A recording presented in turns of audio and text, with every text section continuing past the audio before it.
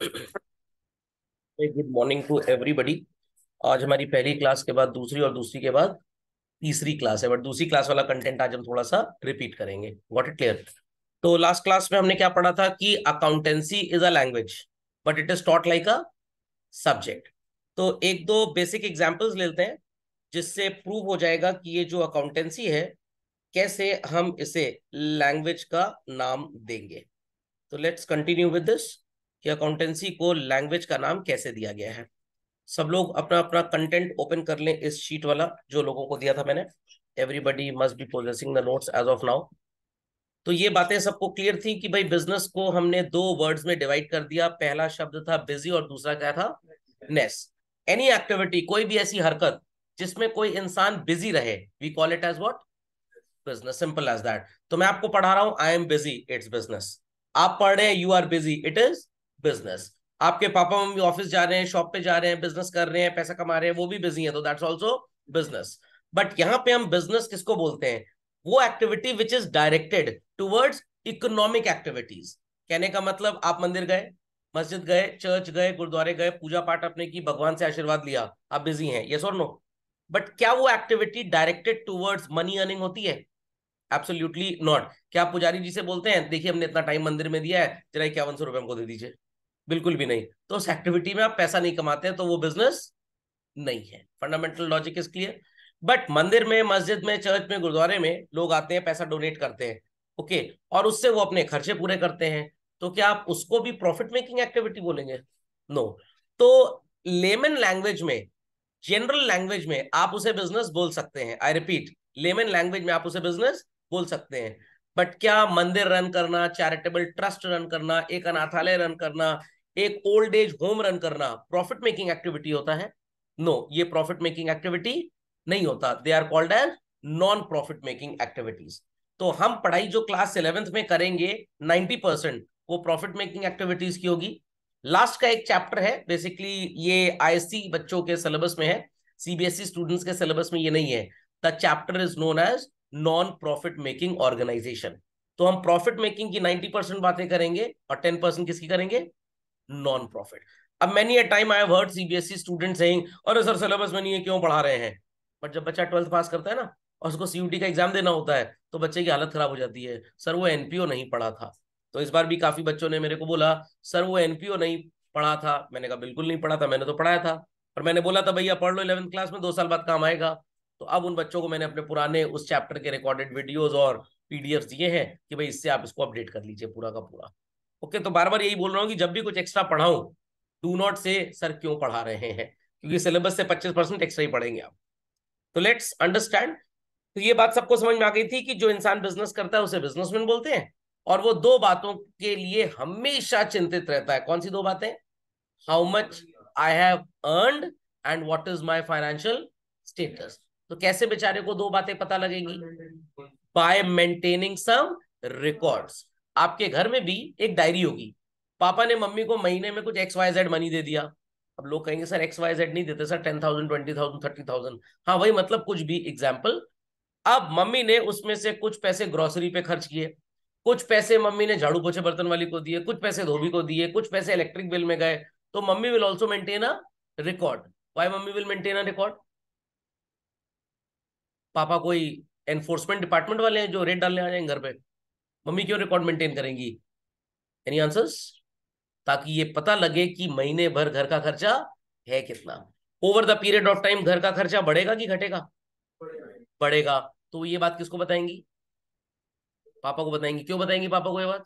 सब वही अर्न करते हैं। सिंपल एज दैट, वो अर्न करते हैं। या मम्मी भी मान लीजिए अगर जॉब में या कोई बिजनेस कर रही है, वो भी अर्न करती हैं, तो उनको अपनी अर्निंग थोड़ी सी बढ़ानी पड़ेगी। Fundamental logic is clear. क्यों बढ़ानी पड़ेंगी? भाई खर्चे बढ़ रहे हैं और कमाई अगर नहीं बढ़ेगी तो क्या हम अपने खर्चे मैनेज कर पाएंगे? बिल्कुल भी नहीं। बिल्कुल भी नहीं। तो मेनी अ टाइम्स पेरेंट्स मेरे से बोलते हैं सर हमारे बच्चे को आपकी क्लास करनी है। मैंने कहा बिल्कुल करवा दीजिए। फिर वो मेरे से फीस पूछते हैं, मैं भी बताता हूँ। फिर वो क्या कंपेयर करते हैं, सर 7-8 ईयर्स अगो हमारा एक और बच्चा आपसे पढ़ता तब तो फीस बड़ी कम थी, आज फीस ज्यादा क्यों गई? मैंने कहा 8 ईयर्स अगर अगो चावल और दाल का भाव क्या था? उस समय चावल मिलता था 30 रुपीज kg, अब कितने का मिलता है? 100 रुपीज kg। उस समय आईफोन आता था 35,000 का, आज कितने का था? 1 लाख रुपए का। उस समय फ्यूल था 25 रुपए लीटर, आज कितना है 96 रुपीज लीटर। तो जब हर चीज का प्राइस बढ़ा है तो फीस की वैल्यू भी बढ़ जाएगी। Fundamental logic is clear. तो आप लोग बहुत खुशकिस्मत हैं जो एक पर्टिकुलर अमाउंट ऑफ फीस में पढ़ रहे हैं। जब आपके बच्चे यहाँ कल को पढ़ने आएंगे, फीस होगी 2 लाख रुपए महीना। समझ में आ गया? सर फिर वो हम एमबीए ना करा लें, एमबीए की फीस होगी 10 करोड़ रुपए। लॉजिक समझ में आया कि नहीं आया? पक्का?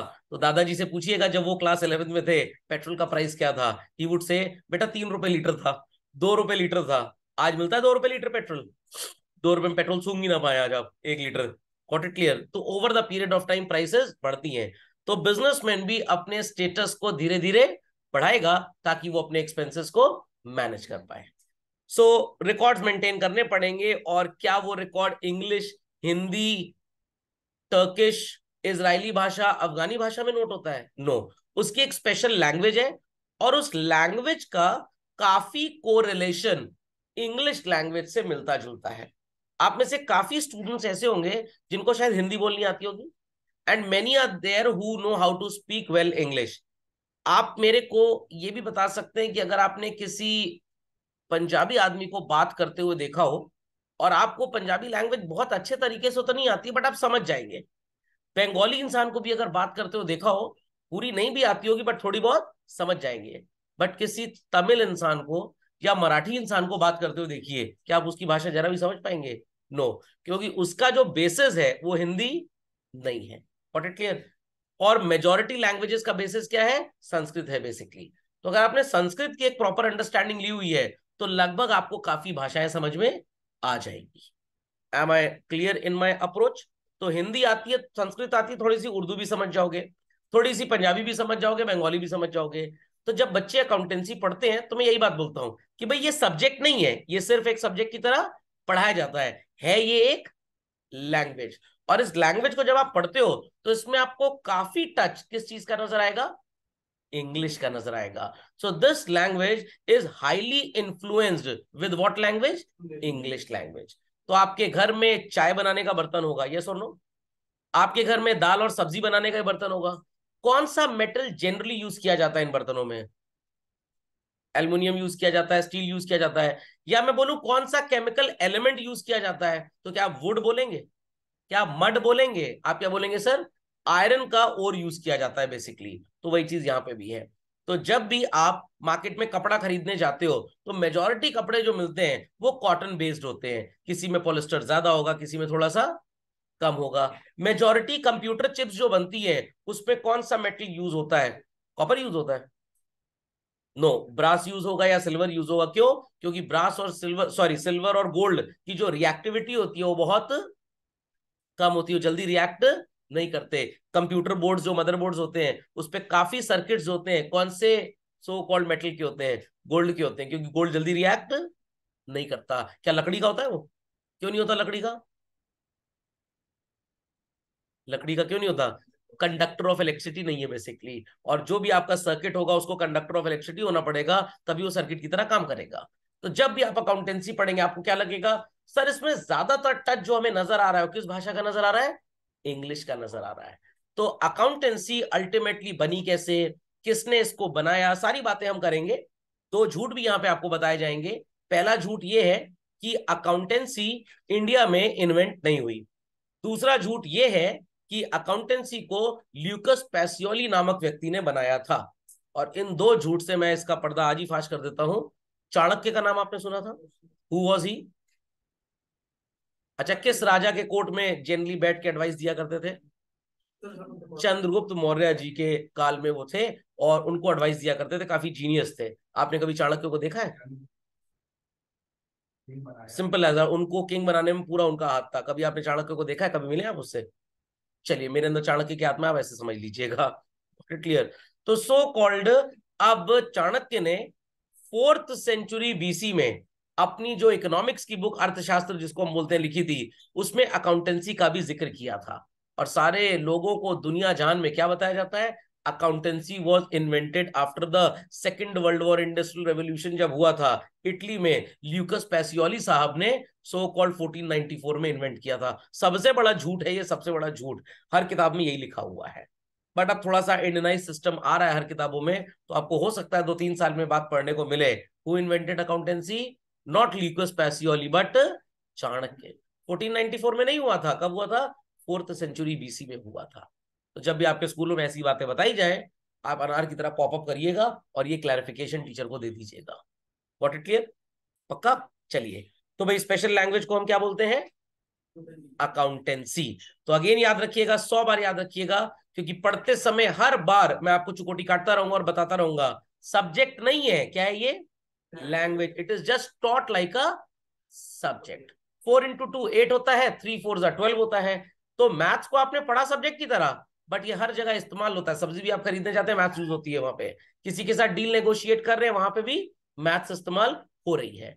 तो maths is a tool basically. I repeat children, maths is a tool. तो पढ़ा जरूर सब्जेक्ट की तरह जाता है, बट है नहीं subject, it's a tool for calculation. तो मैं कुछ एग्जांपल्स लिख रहा हूं, लास्ट क्लास में भी हमने लिखे थे। आई वांट कि लोग इन एग्जांपल्स को कॉपी कर ले। जिनके पास है वेल एंड गुड, जिनके पास नहीं है वो कॉपी करेंगे। चलिए, तो एक छोटा सा एग्जांपल लेते हैं। आप बैंक गए और आपने बैंक में कुछ मनी डिपॉजिट किया, तो आपको बैंक से मैसेज मिलता है, your account number so and so is credited with ₹10 lakh. याद आई बात?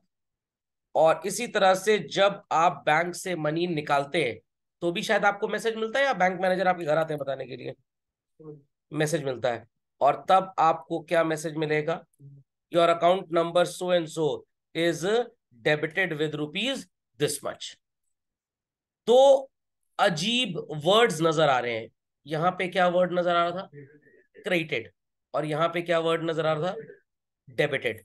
डेबिटेड की स्पेलिंग में एक सो कॉल्ड आई एक्स्ट्रा लग गया, तो उसको थोड़ा एडिट कर देते हैं फिर से।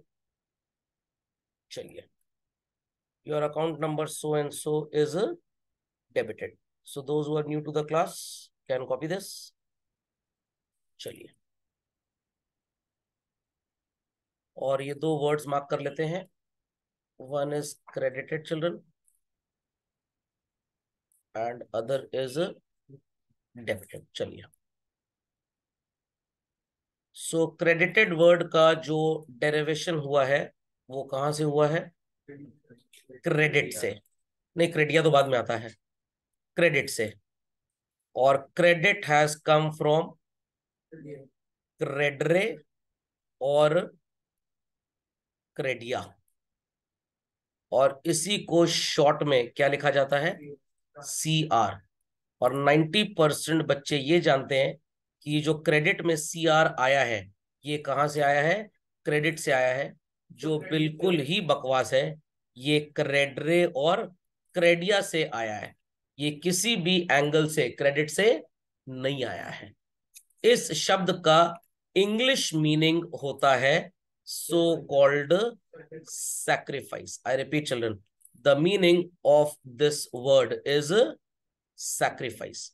सो जब भी आपने बच्चों बैंक में मनी डिपॉजिट किया, अल्टीमेटली व्हाट हैपेंड? पैसे आपके पास से गए, तो आपने उस पैसे का त्याग किया है। आपने क्या किया? सैक्रिफाइस किया है। Fundamental logic is clear. Similarly ये जो डेबिटेड शब्द है, ये गूगल चाचा बोलते हैं कि कहां से निकला है? ड्रेबरे और ड्रेबिया। कुछ जगह आपको ड्रेबरे पढ़ने को मिलेगा और कुछ जगह आपको ड्रेबिया पढ़ने को मिलेगा। इन शॉर्ट हम इसको क्या लिखते हैं? DR। दिमाग की बत्ती जलाइए मेंटोस खाए बगैर। यहां पे तो गलती आपसे हो सकती है कि भाई जो क्रेडिट है वो CR से आया, चलिए मैं मान लेता हूं, कोई ऐसी बात नहीं है। पूरी स्पेलिंग में डेबिट की बच्चों, पूरी डेबिट की स्पेलिंग में कहीं पे भी do you find what is called as R anywhere? कहीं पे भी आपको क्या डेबिट की स्पेलिंग में R जैसा कुछ नजर आ रहा है? नहीं नजर आ रहा। तो भाई यहीं से बात क्लियर हो जाती है कि डेबिट की स्पेलिंग में जब R है ही नहीं, तो यहां से कहां से पैदा हो गया? सर एलियन लग रहा है हमको तो थोड़ा। कहीं से एलियन नहीं लग रहा है, बस थोड़ी सी अकल लगानी है। It is derived from where children? ड्रेबरे। तो जो DR निकला है वो ड्रेबरे और ट्रेबिया से निकला है, जिसका सो कॉल्ड इंग्लिश में मतलब होता है व्हाट? बेनिफिट। अभी थोड़ी देर में फिर से इसको प्रूफ कर देंगे कि ये बेनिफिट और सैक्रिफाइस कैसे नजर आ रहा है। तो ये समझ में आ गया how it is called as a language. समझ में आ गया। तो जब भी आप अकाउंटेंसी पढ़े बस दिमाग में एक बात क्लियर रखिएगा, we are studying a language. और लैंग्वेज अगर आपने ठीक से नहीं समझी तो गड़बड़ी कितनी हो सकती है, उसका एग्जाम्पल ले लेता हूं। एक हिंदी का टेक्स्ट है, घर जल रहा है। अंग्रेजी में बोलेंगे हाउस इज बर्निंग। हिंदी का टेक्स्ट है, बल्ब जल रहा है। क्या बोलेंगे? Bulb is burning? Absolutely not. पड़ोस में आपके घर के बगल में कोई रहता था, उनसे मिलने कोई आया, दरवाजा खटखटाया, दरवाजा खुला नहीं, आपसे पूछा बगल वाले अंकल का है, आपने कहा गए, और रोने पिटने लग गए। अरे गए मतलब भगवान के पास नहीं गए हैं, आलू पनीर सब्जी खरीदने गए, थोड़ी देर में वापस आ जाएंगे। तो गए हैज मल्टीपल मीनिंग्स, बट आप जिस पिच में गए बोलेंगे, अरे वो तो गए, तो मतलब गए। गए हैं, थोड़ी देर में आ जाएंगे, अच्छा गए हैं तो आ ही जाएंगे। फिर बातें समझ में आ रही हैं? तो इट डिपेंड कि किस अंदाज में आपने बोला है। Fundamental is clear. तो इसको जल्दी से अपडेट कर लीजिए, फिर आगे चलते हैं। तो भाई ये बातें सबको समझ में आ गई कि अकाउंटेंसी में debit stands for what? Benefit. And credit stands for what? Sacrifice. अब एक छोटा सा एग्जाम्पल इसके लिए ले लेते हैं। I can classify you all in the category of student. Am I correct to this? और आपको जब भी कभी आउटिंग करने का मन होता है, कुछ थोड़ा स्नैक्स वगैरह खाने पीने का मन होता है, तो आप कभी कभी चले जाते हैं मैकडोनल्ड्स, बट कभी कभी आप चले जाते हैं कहाँ पे? Burger king. समझ में आ गई बात? तो अब अगर मैं आपसे बोलूं दैट आप एज अ स्टूडेंट मैकडोनल्ड्स गए या बर्गर किंग गए, कहीं पे भी गए, आपने कुछ फूड आइटम्स ऑर्डर किए, क्या ये फूड आइटम्स आपको फ्री में मिलेंगे? आपको बदले में मनी देना पड़ेगा। और हम मनी को यहाँ पे क्या बोल के डिफाइन कर रहे हैं? कैश। सिमिलरली बर्गर किंग भी आपको फूड डिलीवर करेगा, क्या फ्री में डिलीवर करेगा? नो, वो आपसे क्या लेंगे? कैश। समझ में आ गई इतनी बात? थोड़ी देर के लिए आप अपने आप को स्टूडेंट ही समझेंगे, बर्गर किंग का ओनर या बर्गर किंग का फ्रेंचाइज ऑपरेटर नहीं समझेंगे। आप वहां गए, आपने फूड लिया और आपने पैसे दिए, तो आपको बेनिफिट किस चीज का हुआ है? Very good, excellent answer.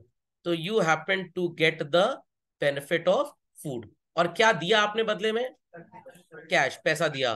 तो आपको कैश का क्या हुआ बच्चों?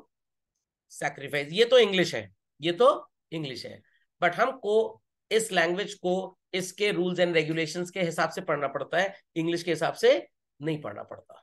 Fundamental logic is clear.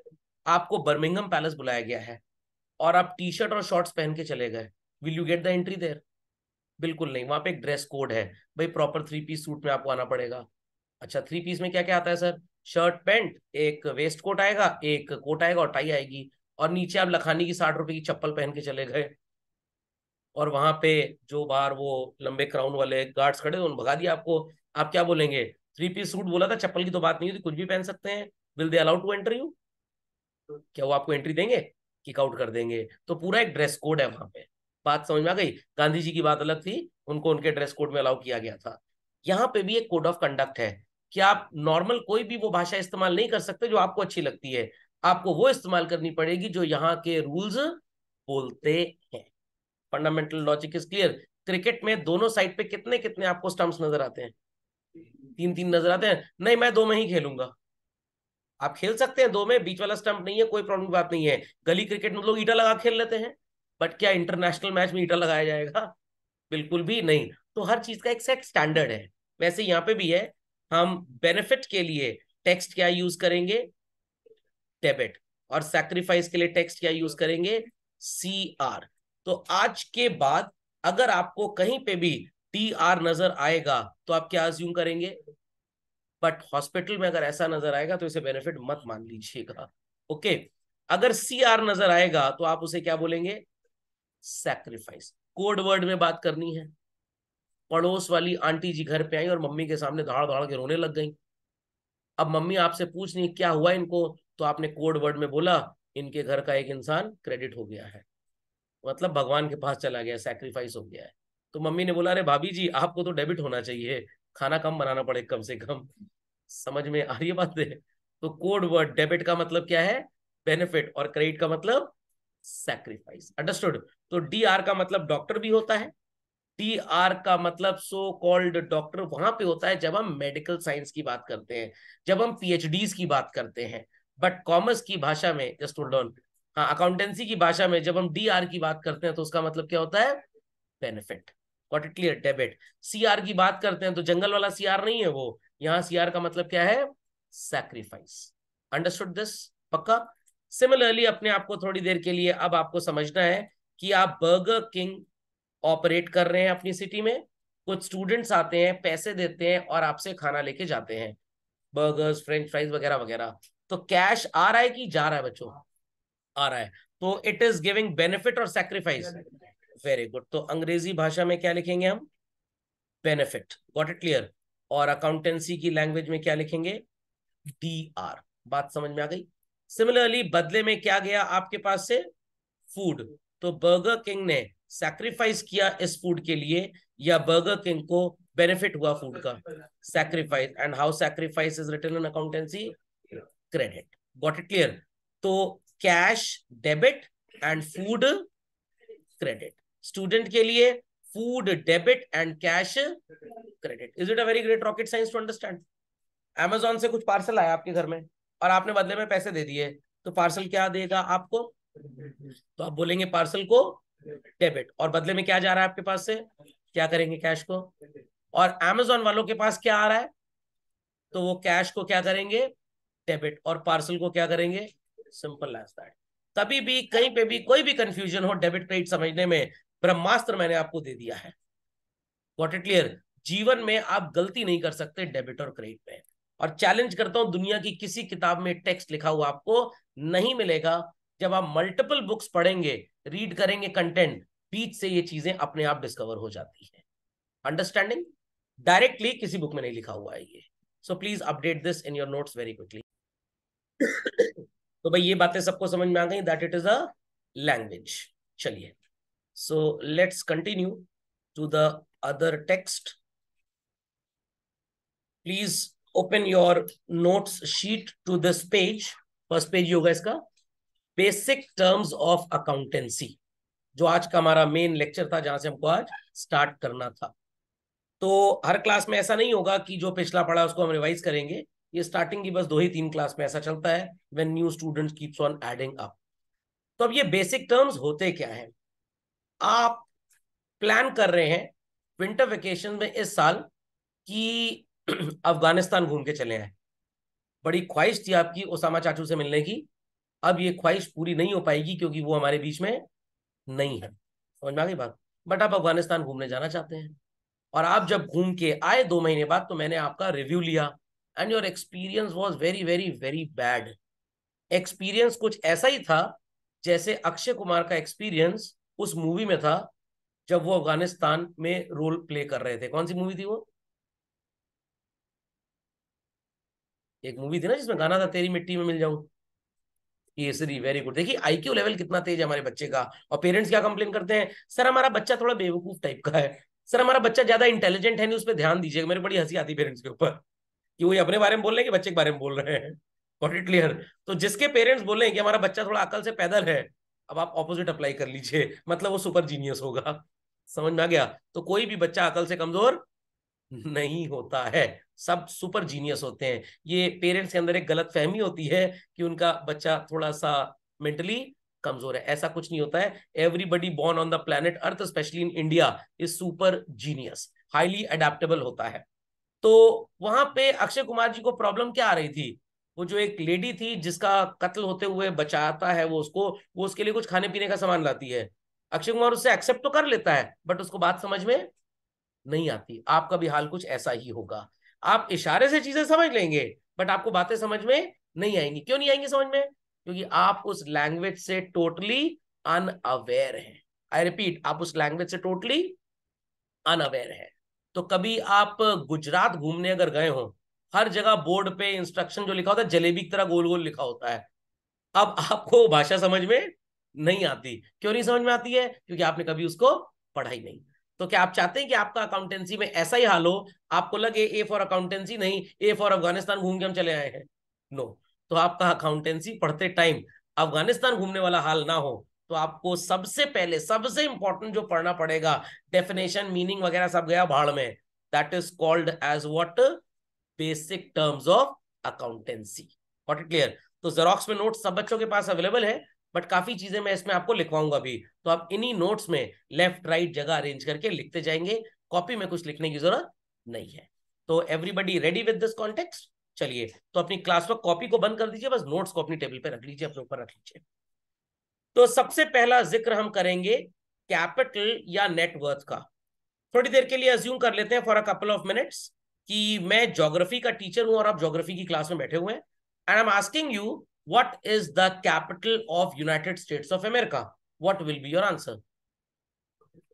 Washington DC. DC का मतलब direct current, district Columbia. Logic समझ में आ गया? अगर मैं आपसे पूछूं कि भाई पाकिस्तान की कैपिटल क्या है, तो आपका जवाब क्या होगा? इस्लामाबाद। कुछ लोग कराची कराची बोलने लग जाते हैं। अगर मैं पूछूं कि भाई ऑस्ट्रेलिया की कैपिटल क्या है, तो आपका आंसर क्या होगा? यस। और कुछ लोग सिडनी बोलते हैं। Sydney is the financial capital, जैसे इंडिया के केस में मुंबई है। इंडिया के केस में मुंबई फाइनेंशियल कैपिटल, मतलब जहां पे फाइनेंस के बारे में या फाइनेंशियल एक्टिविटीज या बिजनेस बहुत ज्यादा है। अगर हम बोले इंडिया की इंडस्ट्रियल कैपिटल का स्टेट कौन सा है, तो आपका जवाब गुजरात होगा। जितना इंडस्ट्रियल प्रोग्रेसिव स्टेट गुजरात है पूरे देश में, कोई दूसरा नहीं है। तो कैपिटल का ज्योग्राफी में मतलब होता है a place an area from where the whole state is being governed. British rule में लोगों को याद होगा कि इलाहाबाद को भी मौका मिला था कुछ दिन के लिए कैपिटल सिटी बनने का, खैर बाद में नहीं हो पाया। ऐसा क्यों नहीं हो पाया? मेरे को अच्छा लगा इसलिए। तो सो कॉल्ड, ये एक जोक था, सीरियसली मत ले लीजिएगा इसको। तो अकाउंटेंसी में बच्चों कैपिटल का या अकाउंट्स में कैपिटल का या बिजनेस में कैपिटल का मतलब क्या होता है? छोटी सी घटिया सी डेफिनेशन नजर आ रही है, सही चीज थोड़ी देर में पता लगेगी। All the resources either in cash or in kind contributed by the owner into his business is known as what children? Capital. अब यहां पे ओनर का हम एक नाम लिखेंगे और इसका नाम होगा मिस्टर रहीम। नाम क्या होगा? मिस्टर, सर हमको रहीम अच्छा नहीं लगता है। चलिए अच्छा, इसका नाम रख देते हैं मिस्टर अलेक्जेंडर, या एलेक्सा आजकल काफी फेमस है ना, तो मिस्टर एलेक्स रख देते हैं इसका नाम। हैप्पी? चलिए, मिस्टर एलेक्स ने अपने बिजनेस में कैश कंट्रीब्यूट किया, कितना? 4 lakh. Sir from where did he get this money? अपनी वाइफ को बोला था गर्मी की छुट्टी में कि अपनी माता जी के घर चली जाओ, और आगे आप समझ सकते हैं, वो वहां से कैश लेके आई है। दहेज में इसके ससुर साहब ने एक कार दी थी इसको, second hand Tata nano engine निकली हुई, 40,000 रुपए की। उसके बाद इसके पास एक कंप्यूटर था, एज अ स्टूडेंट इसके पेरेंट्स ने इसको गिफ्ट किया था कोविड टाइम में ऑनलाइन क्लास करने के लिए। And there after he had some furniture. तो इसने क्या क्या अपने बिजनेस में कंट्रीब्यूट किया? Cash, car, computer and furniture. जैसे मैं लिख रहा हूं, you are also suppose to put this. ये सारी चीजें इसने अपने पास से अपने बिजनेस में लगाई हैं। इतनी बात समझ में आ रही है?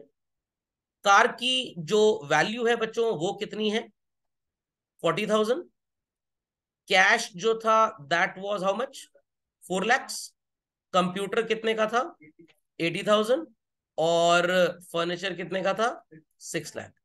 इन सबको टोटल कर देंगे तो वैल्यू कितनी बन जाएगी? Very good, 11,20,000। तो कुछ मार्क कर लेते हैं। ये सारी चीजें इसने कंट्रीब्यूट की, जिसका टोटल अमाउंट 11,20,000 था, और इस पर्सन का नाम क्या है? Mister Alex. बस थोड़ी देर में मजा आने वाला है आपको।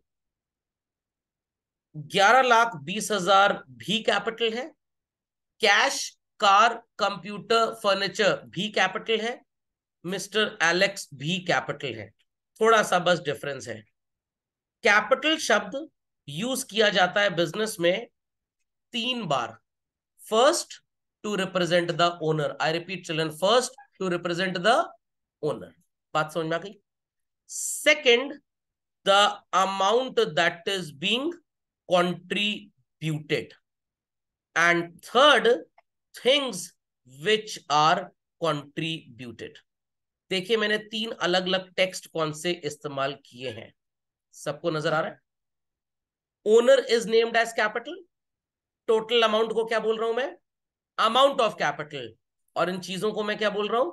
Forms of capital. तो आपका नाम mister A, mister B, mister C कुछ भी हो सकता है, बट वो 10th क्लास की मार्कशीट में होगा, स्कूल रिकॉर्ड्स में होगा, आधार कार्ड में होगा, बर्थ सर्टिफिकेट में होगा, आपके घर के बाहर भी लिखा होगा नेम प्लेट पे पापा और दादाजी के नाम के साथ। बट बिजनेस में आपको उस नाम से बिल्कुल नहीं पुकारा जाएगा। आपका बिजनेस में क्या नाम होगा? कैपिटल। तो मेरे बिजनेस में I am not Saurabh Malhotra, I am capital. समझ में आ गया? आपके बिजनेस में you are not known by your generic name, by your name which is represented on the documents like birth certificate, Aadhaar card. अपने बिजनेस में आप किस नाम से पहचाने जाएंगे? कैपिटल। तो बिजनेस में जो कैपिटल शब्द है वो किसको रिप्रेजेंट करता है चिल्ड्रन? ओनर को। जो टोटल पैसे, टोटल सामान उसने लगाया, उसकी जो वैल्यू है, क्या बोलेंगे उसे? Amount of capital. और उन चीजों को क्या बोला जाएगा? Forms of capital. और दुनिया की हर किताब में कैपिटल की सिर्फ यही डेफिनेशन लिखी है। प्रॉब्लम रहता है हमेशा, बट जब आप पहला प्रैक्टिकल चैप्टर जर्नल पढ़ते हैं अकाउंटिंग इक्वेशन के बाद, तो आपको ये तीनों वर्ड समझ में आता है। हाँ सर आप सही बोल रहे थे। तो एग्जाम में जब पूछा जाए what is meant by capital, इतना लिखने में 2 नंबर का शॉर्ट आंसर आएगा, पूरे नंबर मिलेंगे। बट समझने के लिए how many meanings are there? 3। Owner is named as capital, the total money, the total amount of resources he contributes, उसे क्या बोलते हैं? Amount of capital. The things which he contribute is known as what? Forms of capital. समझ में आ गया? पक्का? तो आपके स्कूल में फर्नीचर होगा, आपके स्कूल में बस होगी, आपके स्कूल में बिल्डिंग होगी, आपके स्कूल में कुछ ट्यूबलाइट एलईडी बल्ब होंगे। All this is called as what children? Forms of capital. 5,000 crore rupees इन सबका अमाउंट है, क्या बोलेंगे इसे? Amount of capital. और स्कूल का ओनर कौन होता है? Principal is not the owner, the chairman. Chairman को क्या बोलेंगे? बेसिकली स्कूल एक नॉन प्रॉफिट मेकिंग बॉडी होता है, तो एक इंसान का पैसा नहीं होता, ढेर सारे लोग डोनेट करते हैं, कंट्रीब्यूट करते हैं। तो वहां पे कैपिटल को कैपिटल फंड बोला जाता है। What? Fund, because many people have contributed money. तो समझ में आ गया कैपिटल के कितने मीनिंग्स होते हैं? Please update this quickly. सबको ये समझ में आ गया कि एक कैपिटल नामक व्यक्ति क्या होता है? अब बच्चे कहेंगे सर कैपिटल जब आपने समझा दिया तो लगे हाथ नेटवर्थ भी समझा दीजिए।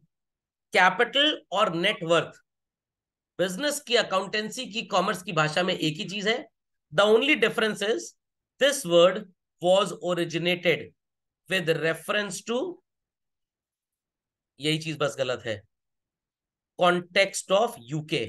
और नेटवर्थ का जो शब्द आया कैपिटल को रिप्रेजेंट करने के लिए, वो ओरिजिनेट हुआ है यूएस से। थोड़ी यूके और यूएस की कोल्ड वॉर चलती रहती है इन सब बातों में। तो जब आप कैपिटल शब्द या नेटवर्थ शब्द को देखें, दोनों का मतलब एक ही होता है, the resources, the money which is contributed by the businessman. तो कैपिटल शब्द कहां से ओरिजिनेट हुआ? यूके से। और नेटवर्थ कहां से ओरिजिनेट हुआ? यूएस से। समझ में आ गई बात? तो ये सब चीजें आपको बुक में बहुत स्पेसिफिकली नहीं मिलती, क्योंकि इनका कोई मतलब नहीं है। जब आप बहुत अकाउंटिंग लिटरेचर पढ़ते हैं ना, तो ये सब चीजें डिस्कवर हो जाती है। तो सबको समझ में आ गया व्हाट इज कैपिटल? तो अगर आपके पापा ने बोला कि भाई मैंने अपने बिजनेस में 500 करोड़ रुपए इन्वेस्ट किए हैं, तो papa in the family is named as papa, but in the business पापा का नाम क्या होगा? और 500 करोड़ रुपए क्या है? तो आपने पूछा कि भाई कहाँ कहाँ आपने पैसा लगाया है? भाई कुछ तो कैश रखा है ऑफिस में, कुछ फैक्ट्री में मशीनें इंस्टॉल्ड हैं, फैक्ट्री की बिल्डिंग है एंड ऑल दैट। क्या बोलेंगे इसे आप? Forms of capital. सारी बातें लिखी सब बच्चों ने? चलिए, अब आपकी बर्थडे पार्टी आई, आपने पापा को बोला भाई फ्रेंड्स के साथ बर्थडे सेलिब्रेट करना है, दोस्तों के साथ। पापा ने कहा ठीक है कोई प्रॉब्लम नहीं है। पापा ने ऑफिस से आपको 20,000 रुपीज कैश निकाल के दे दिया। किस लिए? भाई इसमें 11,000 रुपीज तो आज शुभ दिन है, सर को दे देना जाके, और बाकी पैसा पार्टी पे खर्च कर लेना। So how much money business से निकल के ओनर की फैमिली या ओनर के पर्सनल यूज में काम आ रहा है? 20,000। मान लीजिए कि आपने पापा से बोला कि हमको प्रोजेक्ट बनाना है, तो ऑफिस का लैपटॉप 2-4 महीने के लिए घर ले आइए। पापा ने कहा ठीक है कोई प्रॉब्लम की बात नहीं है। तो ऑफिस का जो कंप्यूटर था, that got shifted from the office to the home. तो पहले क्या हो रहा था? पापा के पास से चीजें बिजनेस में जा रही थी। अब क्या हो रहा है, बिजनेस से चीजें वापस आ रही हैं, तो papa will be named as what, drawings. क्या क्या निकाला गया बिजनेस से घर के लिए, cash as well as computer. क्या बोला जाएगा बच्चों इसको, फॉर्म्स ऑफ ड्राइंग्स। और टोटल कितने रुपए का सामान निकाला गया, 60,000 का। This is called as what, amount of drawings. तो जैसे कैपिटल में तीन चीजें थी, वैसे ही यहां पे भी तीन चीजें हैं। और ओनर को अगेन बोल देते हैं mister Alex, and he is also called as what, drawings. तो ड्राइंग्स शब्द के भी तीन कॉनोटेशंस हैं। ओनर को भी ड्राइंग्स बोलेंगे जब वो बिजनेस से कुछ निकालेगा, जो चीजें उसने निकाली it is forms of drawings, और टोटल अमाउंट को क्या बोलेंगे, अमाउंट ऑफ ड्राइंग्स। समझ में आया कि नहीं, नहीं समझ में आया, पक्का। मम्मी ने बोला मार्केट जाओ, एप्पल, मैंगो, गुआवा ले आओ। आपने कहा ठीक है बिल्कुल ले आएंगे, कोई प्रॉब्लम की बात नहीं है। घर जब आप लाए, मम्मी ने बोला फ्रूट्स ले आए, नहीं फ्रूट्स तो नहीं लाए, हम तो एप्पल मैंगो और गुआवा लाए हैं। फ्रूट्स ले आए, छोटी बहन ने पूछा नहीं फ्रूट्स तो नहीं लाए हैं, एप्पल मैंगो और गुआवा ले आए हैं। तो apple mango guava is called as forms of fruits. समझ में आई बात, पक्का। इसको प्लीज अपनी कॉपी में नोट्स में अपडेट कर लो। चलिए, तो मैं ड्राइंग्स के कुछ आपके एग्जाम्पल्स यहाँ पे लिख के लाया हूं, और ये एग्जाम्पल्स मैं आपको देता हूं। आप एक बिजनेसमैन है, आपने अपने बेटे की या बेटी की फी अपने बिजनेस के पैसे से पे कर दी। तो बिजनेस से पैसा पर्सनल यूज के लिए निकाला या बिजनेस के यूज के लिए निकाला, पर्सनल यूज के लिए। तो एक छोटा सा एग्जांपल दे रहा हूं। यू आर अ बिजनेसमैन, आपका ब्रदर ऑफिस में आता है और कहता है 100 रुपीज दे दो, मेरे को मैंगो शेक पीना है। ये ड्राइंग्स होगा। बट अगर आपने 100 रुपीज एक ट्रॉली वाले को पेमेंट किया क्योंकि सामान आपने अपनी शॉप में खरीदा है, वो ड्राइंग्स नहीं होगा। क्यों नहीं होगा सर, क्योंकि उस 100 रुपी का जो यूज है वो पर्सनल नेचर का नहीं है। फंडामेंटल समझ में आ गया, पक्का। किसी के घर में बर्थडे पार्टी थी, आपने उसको एनवलप में 2100 रुपीज दे दिया। 3 दिन बाद उसका फोन आया, अरे इतना देने की क्या जरूरत थी, तो आपने कहा नहीं नहीं इतना देने की जरूरत नहीं है, गिफ्ट 1100 है, बाकी 1000 लोन दिया मैंने तुमको उसमें, तो लोन का पैसा तुम मेरे को वापस कर देना।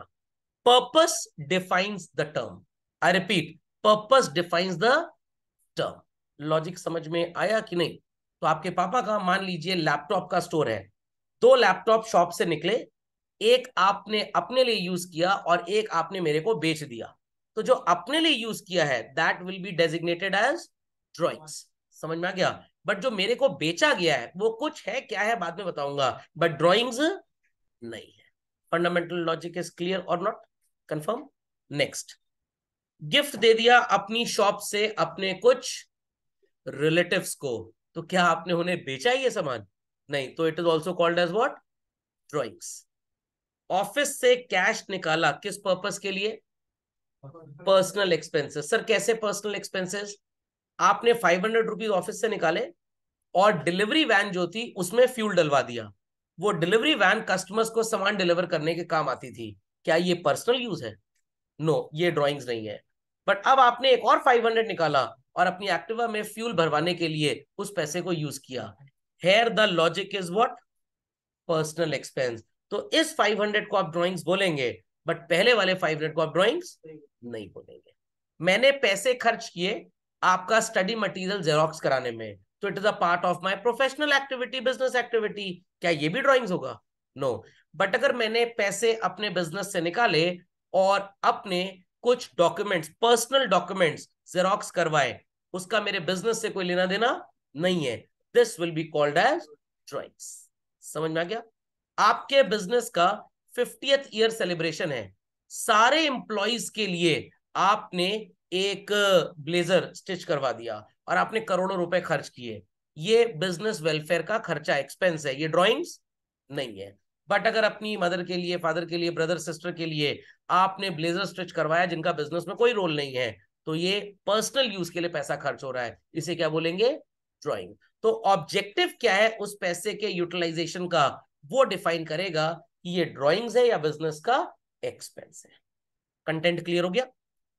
हाउस रेंट पे किया गया बिजनेस के पैसे से, शॉप का रेंट अगर पे किया तो ड्राइंग्स नहीं है, हाउस का रेंट अगर पे किया है तो ड्रॉइंग्स है। Why is it so sir? Shop का रेंट अगर आप पे करेंगे तो क्या आपको पर्सनल बेनिफिट मिलेगा? वो तो बिजनेस का बेनिफिट है। पर्सनल बेनिफिट मिलेगा हाउस रेंट पे करने से। डिफरेंसेस आर गेटिंग क्लियर और नॉट? पक्का? तो एक आखिरी धमाकेदार एग्जांपल सुन लेते हैं। आपका बिजनेस है किस चीज का? सर हमने सोचा ग्रोसरी स्टोर खोल लें, क्योंकि ग्रोसरी से अच्छा कोई बिजनेस नहीं, इसमें कभी कोई रिसेशन आएगा ही नहीं, आदमी चावल दाल तो खाएगा ही खाएगा। अब 100 kg की चावल की एक बोरी आप होलसेलर से खरीद के ले आए, 80 kg तो आपने कस्टमर को बेच दिया, कितना बचा? 10 kg अपने घर ले आए। आई रिपीट, 10 kg अपने घर ले आए। क्या करेंगे? डांस करेंगे चावल के साथ? उछल उछल खेलेंगे? नो। इस चावल को हम घर पे ले आए खाने के लिए, तो ये 10 kg राइस जो है, this will be called as drawings. इसकी वैल्यू मान लीजिए 1,000 रुपए है, तो 1,000 will be called as amount of drawings. Rice को क्या बोलेंगे आप? Form of drawings. समझ में आ गया? और आपका नाम क्या होगा जो बिजनेसमैन है? ड्रॉइंग्स। ड्रॉइंग्स कैपिटल तब होगा जब ओनर बिजनेस को कुछ दे और बिजनेस से कुछ ले, तो क्या बोला जाएगा? उसे ड्रॉइंग्स बोला जाएगा। समझ गए बात को? चलिए, तीसरा टर्म है व्हाट? ट्रांजैक्शन। इंग्लिश में आपने शब्द बहुत बार सुना होगा एक्टिविटी, और फिजिक्स में ये शब्द सुना होगा व्हाट? Work done. तो फिजिक्स का वर्क डन और इंग्लिश का activity children is called as what? Transaction. तो आप किसी शॉप पे जाते हैं, सामान खरीदते हैं, वो शॉपकीपर आपको सामान बेच रहा है, वो भी कहीं से सामान लेके आ रहा है, ये जितना भी लेन देन चल रहा है children, this is all called as what? Transaction.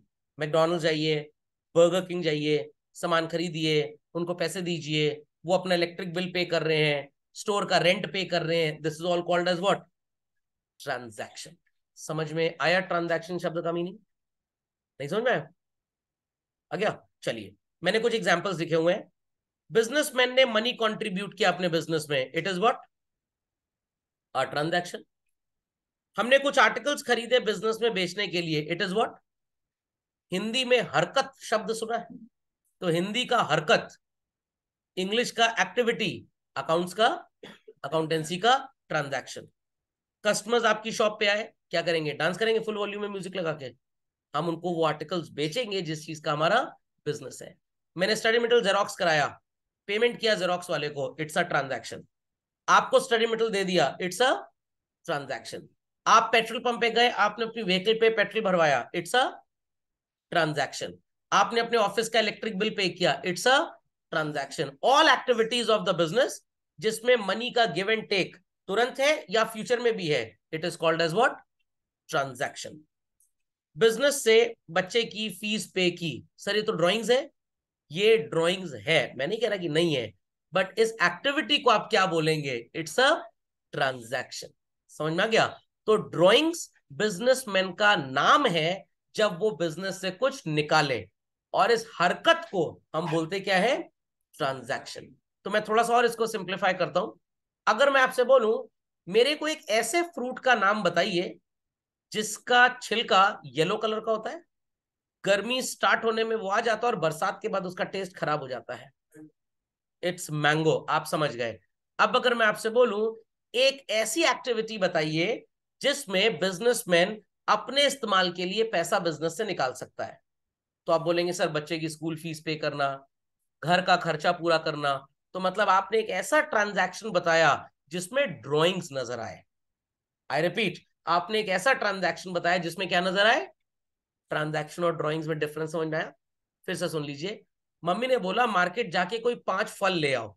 आप गए, एप्पल, कीवी, चीकू और बनाना और लेट्स से ड्रैगन फ्रूट ये ले आए।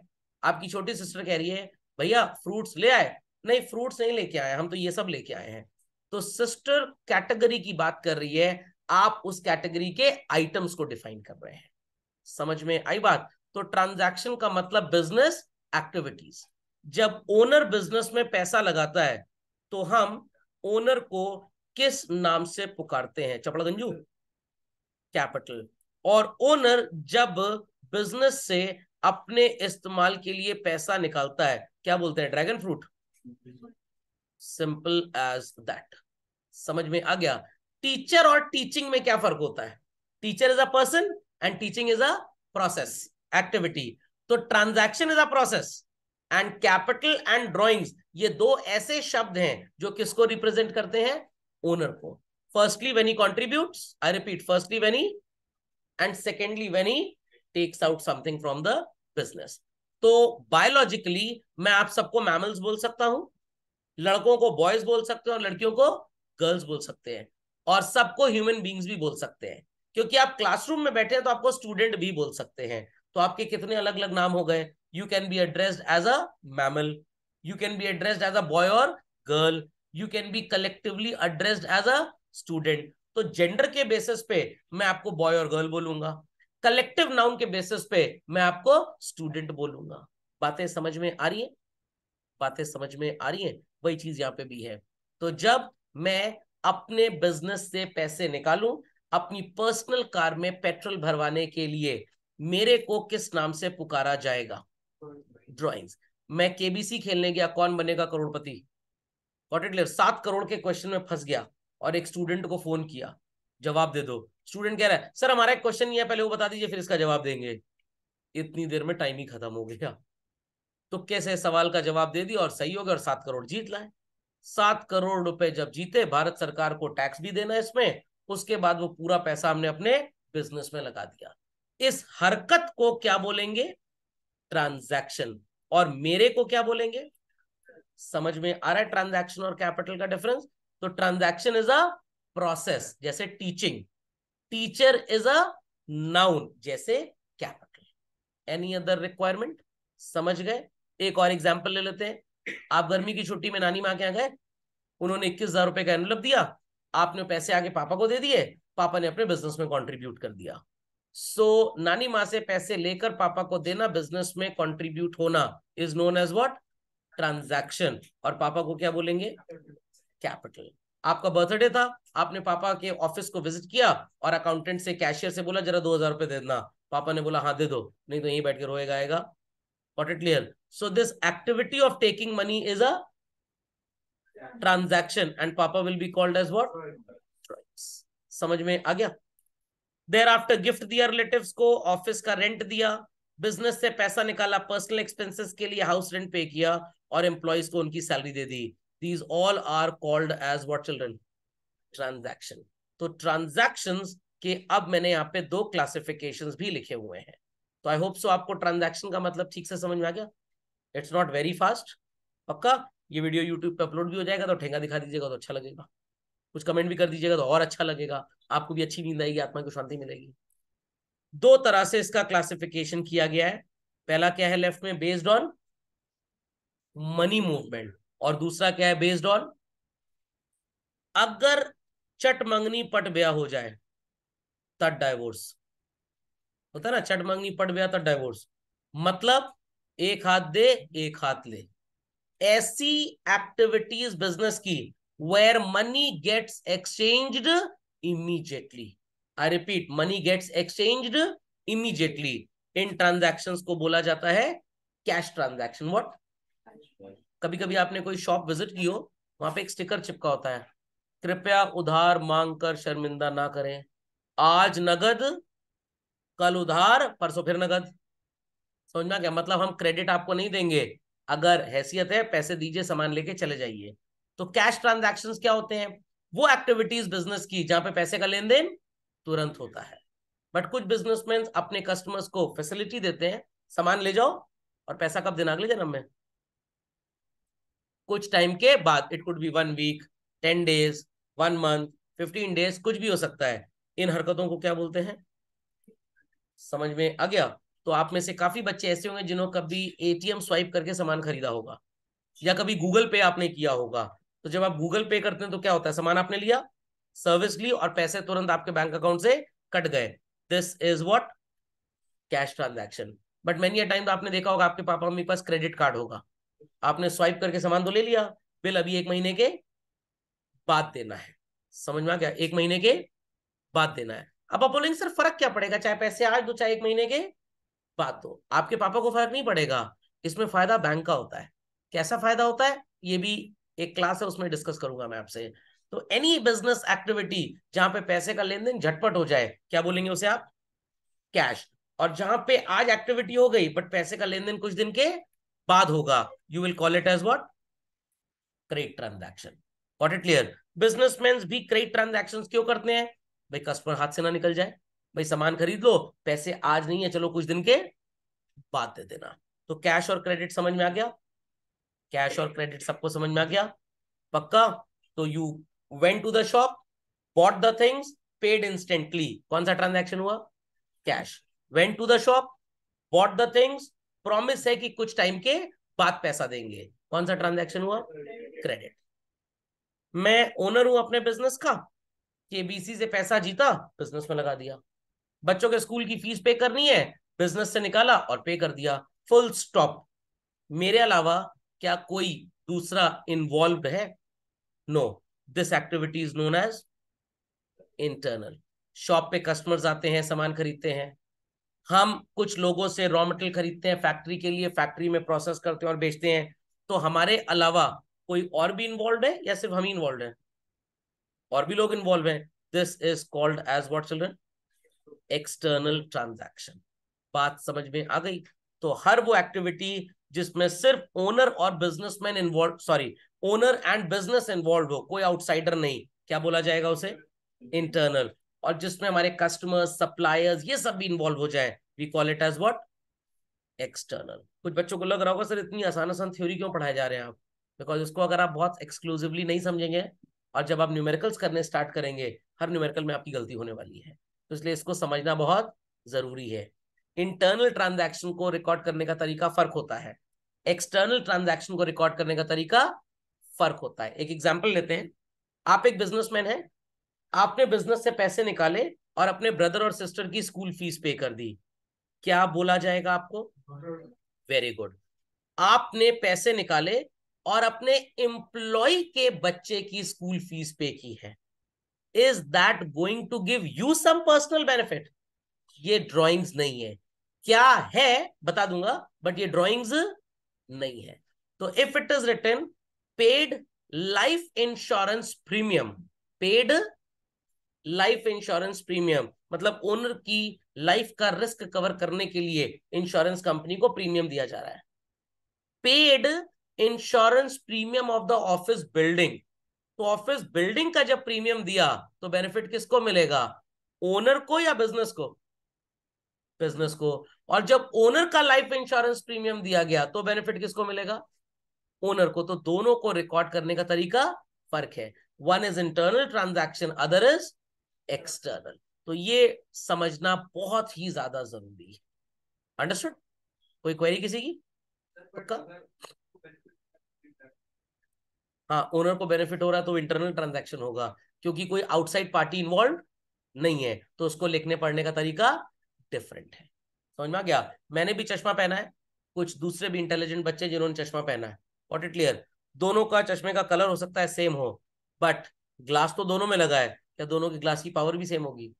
अच्छा, मान लीजिए कि दोनों के ग्लास की पावर भी सेम हो जाए, क्या जरूरी है कि quality of the glass is exactly same? No. तो देखने में लग रहा है चार लोगों ने चश्मा पहना है, बट क्या वो एग्जैक्टली सेम होगा? Absolutely not. तो आप स्टूडेंट हैं, छोटे बच्चे हैं, आपकी उम्र 15-16 साल है, तो आपकी दूर की नजर कमजोर है कि पास की कमजोर है? आपकी दूर की कमजोर होगी ना आपकी। बट कोई पैसा अगर उधार लेके गया होगा ना, आपको बिना चश्मे की भी नजर आ जाएगा वो, वहां पे दूर की नजर कमजोर नहीं होती है। ओके। तो इसको हाइपरमेट्रोपिया बोलते हैं कि मायोपिया बोलते हैं? Simple as that. बट जब आपकी उम्र 40-41 क्रॉस कर जाएगी तो ऑटोमेटिकली आपको दूसरी वाली नजर कमजोर भी, पास वाली भी कमजोर नजर आएगी। कभी कभी आपने देखा होगा आपके पापा में मोबाइल बहुत दूर से देख रहे हैं, तो दूर से क्यों देख रहे हो, पास से देखिए ना। उस एज में पास से भी नजर नहीं आता। तो मेरे केस में दूर की तो कमजोर थी ही थी, पास की भी कमजोर हो गई। तो सर आपका दो चश्मा है, कुछ लोग चश्मा ऐसे लगाते हैं। What it clear? तो मेरा दो चश्मा नहीं, मेरा एक ही है, इसको प्रोग्रेसिव बोलते हैं, इसको प्रोग्रेसिव बोलते हैं। इसमें हर डिग्री पे पावर अपने आप चेंज होती जाती है। समझ में आई बात? बस वही चीज बच्चों यहाँ पे भी है, देखने में ट्रांजैक्शन सेम लगता है बट उसको लिखने पढ़ने का तरीका डिफरेंट है। फिर से सुन लीजिए, एक और धमाकेदार एग्जांपल देता हूं। आपके पापा ने आईडीबीआई बैंक में 2 अकाउंट खोले, एक अपना पर्सनल अकाउंट खोला और एक बिजनेस का करंट अकाउंट खोला, बिजनेस का करंट अकाउंट। नानी माँ ने कुछ गिफ्ट भेजना है मम्मी को, नानी माँ ने कुछ गिफ्ट भेजना है मम्मी को।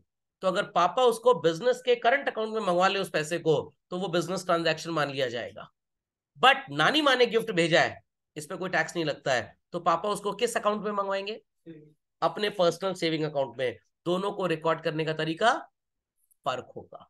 तो अगर कस्टमर 1 लाख रुपए देके जा रहा है, इसको सेल वैल्यू बोलते हैं। बट अगर नानी माँ ने 1 लाख रुपए दिया, ये सेल वैल्यू नहीं है। बट अगर उस पैसे को पापा ने बिजनेस में लगा दिया, तो अगेन पापा will be named as what? तो कस्टमर से मिला हुआ पैसा बिजनेस में आया, कैपिटल नहीं है। नानी माँ से मिला हुआ पैसा बिजनेस में आया, 110% कैपिटल ही है। समझ में आ रही है बातें? तो जब आप इन ट्रांजैक्शंस को, इन टर्म्स को अच्छी तरह समझ लेंगे, आप कभी अकाउंटेंसी में गलती करेंगे ही नहीं, चाहे आप मेरे से 100-100 करोड़ की बेट लगा लीजिए। और अगर आपने थ्योरी के स्टार्टिंग के 2 चैप्टर ठीक से नहीं पढ़े, तो समझ लीजिए हर दिन मौत होगी, हर दिन। हर दिन सुसाइड करने का मन करे, कहां फंस गए हम सब्जेक्ट लेकर। तो हर बच्चा यही गलती करता है। मेजॉरिटी टीचर्स भी थ्योरी पे ध्यान नहीं देते हैं। पहले दिन चलो जर्नल चालू करते हैं आज, और वो जर्नल बन जाता है बच्चों के लिए जंगल। अंडरस्टैंडिंग? तो it is very very very important. आप मैथ्स को ही देख लीजिए, अगर थ्योरम आपको नहीं आता, तो क्या आप एंगल प्रूफ कर पाएंगे? ठेंगा प्रूफ कर पाएंगे आप एंगल? रेसिपी बुक देखे बगैर 5 बार बटर पनीर मसाला बनाएंगे, या तो पनीर नजर आएगा, या तो बटर नजर आएगा, या तो मसाला नजर आएगा, तीनों नजर नहीं आएगा। तो जब तक एक्सपीरियंस ना हो जाए, ज्यादा चौधरी बनने की जरूरत नहीं है, रेसिपी बुक देख के खाना बनाए। तो जब तक बहुत ज्यादा तजुर्बा ना हो जाए, थियोरी का कंटेंट दिन में 4 बार पढ़ते रहे। अंडरस्टूड? इंटरनल एक्सटर्नल भी समझ में आ गया? पक्का? कंफर्म? तो आप गए एक कचौड़ी वाले की दुकान पे कचौड़ी खरीदने के लिए, और देखा साइड में कचौड़ी वाला खुद ही अपनी कचौड़ी गपड़ गपड़ खाया जा रहा है। क्या बोलेंगे कचौड़ी वाले को? ये ड्रॉइंग्स, 2 प्लेट पैक कर दो जरा। तो आपने जब कचौड़ी लेके खाई, वो ड्राइंग्स नहीं है, उसने खुद कचौड़ी खाई, तो वो ड्राइंग्स है। समझ में आया कि नहीं?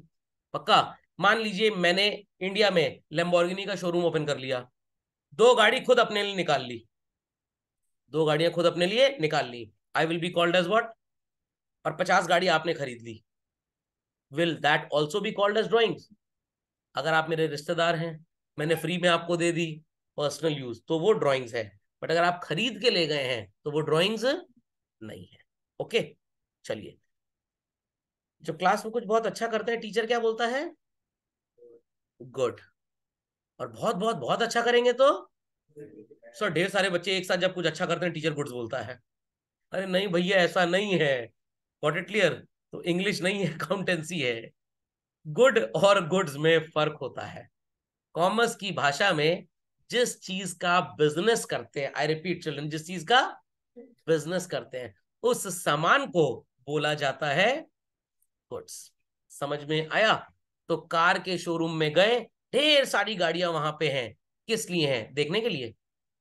ओनर हर दिन अलग अलग गाड़ी से सो कॉल ट्रेवल करेगा, किस लिए आई हैं? बेचने के लिए। उन गाड़ियों को क्या बोलेंगे? गुड्स। चाट के ठेले पे गए, 50 पत्ता टिक्की है और 5000 पानी पूड़ीज हैं, किस लिए रखी गई हैं? मारने फेंकने के लिए? बेचने के लिए। क्या बोला जाएगा इन्हें? गुड्स। तो इसका ज्ञान मैं आपको अगले लेक्चर में दूंगा। समझ में आ गई बात? तो लेक्चर अच्छा लगा हो, यूट्यूब पे अपलोड हो जाएगा, आप इसको लाइक जरूर कर दीजिएगा, कमेंट भी कर दीजिएगा।